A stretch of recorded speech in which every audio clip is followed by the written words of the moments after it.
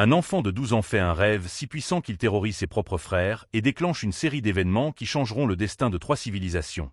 Mais ce rêve cachait une prophétie que même son père Jacob n'osait révéler.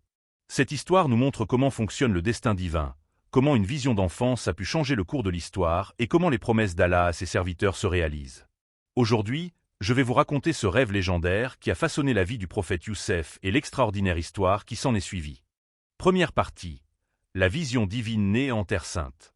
Sur les terres de Canaan, lors d'une nuit où les étoiles brillaient de leur plus pur éclat, le petit Youssef ouvrit les yeux avec une lumière indescriptible sur le visage. Cet enfant de seulement 12 ans semblait revenir d'un autre monde après le rêve qu'il venait de faire. Dans son rêve, il avait vu 11 étoiles dans le ciel nocturne se diriger vers lui, puis le soleil et la lune s'approchaient lentement aussi.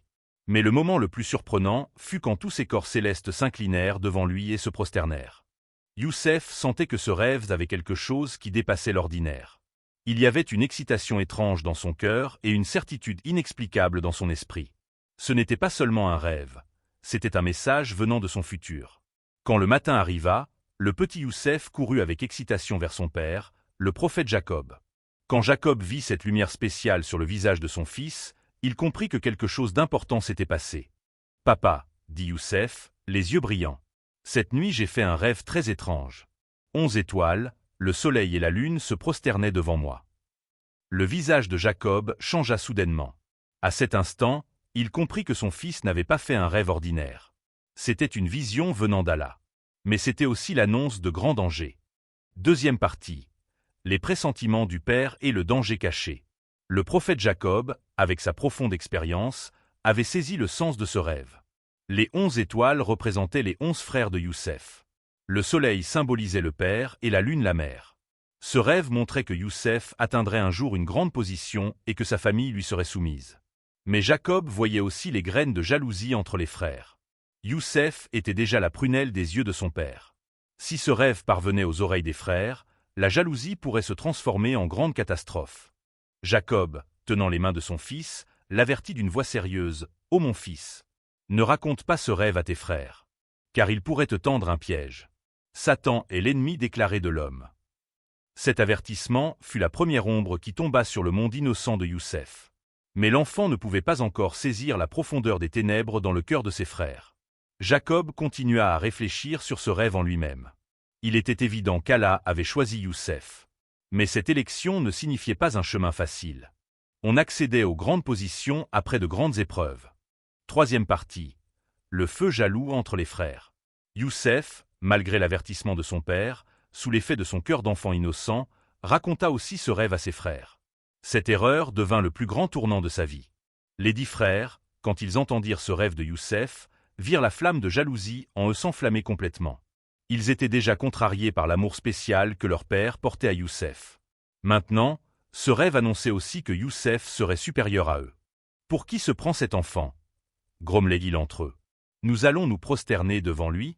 Notre père l'aime plus que nous, et maintenant il commence à faire de tels rêves. » Même Ruben, l'aîné, était gêné par cette situation, mais pas autant que les autres. Le vrai danger venait des frères au tempérament dur comme Siméon et Lévi. Au fil des jours, cette jalousie grandissait, troublant la paix du foyer. Chaque succès de Youssef, chaque bon comportement devenait aux yeux de ses frères un élément de crime. Quatrième partie. Les premiers pas du destin divin. Des mois plus tard, les frères planifiaient déjà de se débarrasser de Youssef. Mais ils ne savaient pas que leur plan allait en fait contribuer à la réalisation du destin d'Allah. Un jour, les frères vinrent voir leur père en disant « Envoie Youssef avec nous au pâturage, qu'il joue et s'amuse. » Le prophète Jacob, avec l'inquiétude dans son cœur, objecta « Si vous l'emmenez, je m'attristerai. Et je crains aussi que le loup ne le mange. » Ces paroles inspirèrent aussi le plan des frères. Voilà leur excuse toute prête. Finalement, Jacob céda devant l'insistance de ses fils. Mais son cœur était encore inquiet. En envoyant Youssef, il recommanda « Soyez prudents, prenez bien soin de votre frère. » Youssef était très heureux en partant avec ses frères. Il était excité de passer du temps avec eux. Mais il ne savait pas que ce voyage l'emmènerait vers un tout autre destin. Cinquième partie. Le puits et la promesse divine. Arrivés au lieu de pâturage, les frères mirent leur plan à exécution. Ils saisirent Youssef et le jetèrent dans un puits. Pendant que le petit Youssef, au fond du puits, essayait de comprendre ce que ses frères lui avaient fait, il reçut une révélation du ciel. Allah lui inspira. « Ne t'inquiète pas, un jour tu leur rappelleras ce qu'ils ont fait, mais ils ne te reconnaîtront pas. » Cette promesse divine apporta une grande paix au cœur de Youssef. C'était un signe certain que son rêve se réaliserait. Le puits n'était pas si profond qu'il en mourrait. Ce n'était que le début de son histoire.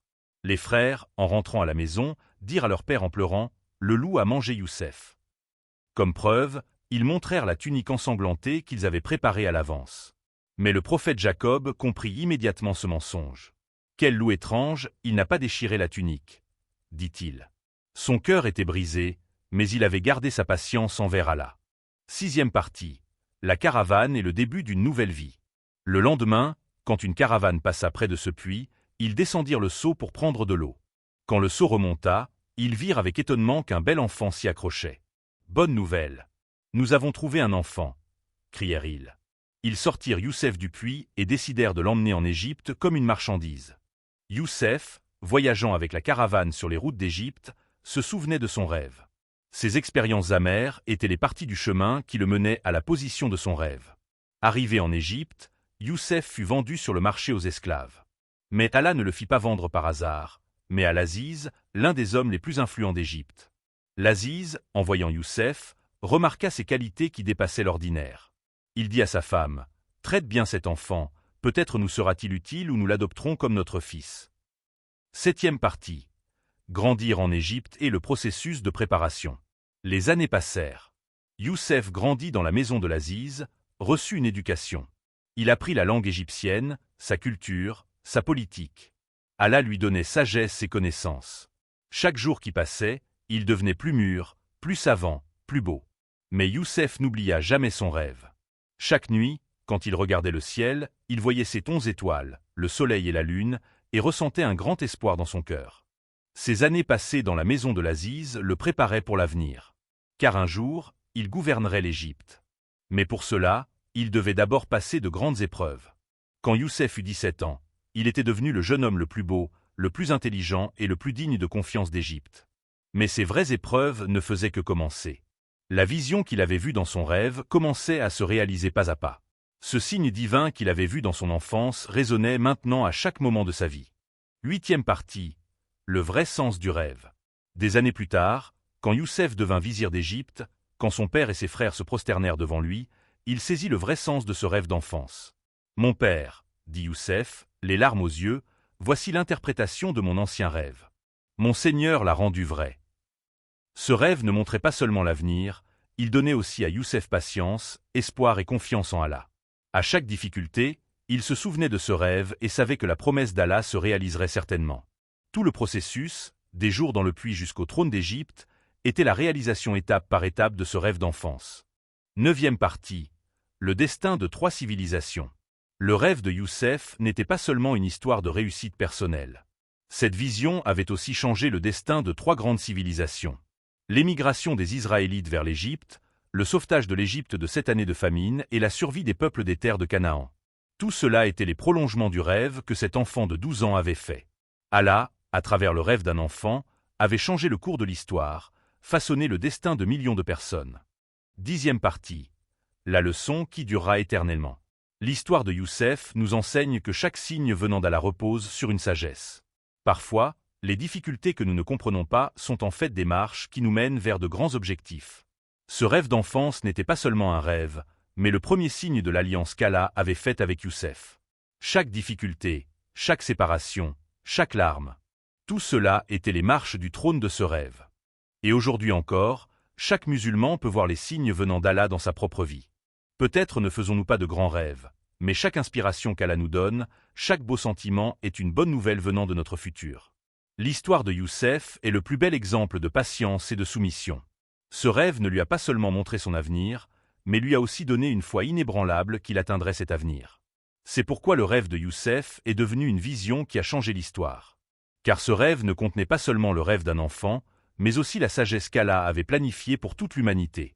Ce rêve nous enseigne que même dans nos moments les plus sombres, Allah prépare pour nous des lendemains lumineux. Comme Youssef dans le puits, nous devons avoir confiance que chaque difficulté nous rapproche de notre destin. L'histoire de Youssef est la preuve vivante que les plans d'Allah sont toujours les meilleurs, même quand nous ne les comprenons pas. Son rêve d'enfance était la première page d'un livre dont les chapitres s'écriraient sur des décennies. Et aujourd'hui, quand nous regardons les étoiles dans le ciel nocturne, nous nous souvenons de ce petit garçon de 12 ans qui a vu sa destinée écrite dans les astres. Et nous comprenons qu'Allah écrit pour chacun de nous une histoire unique et merveilleuse.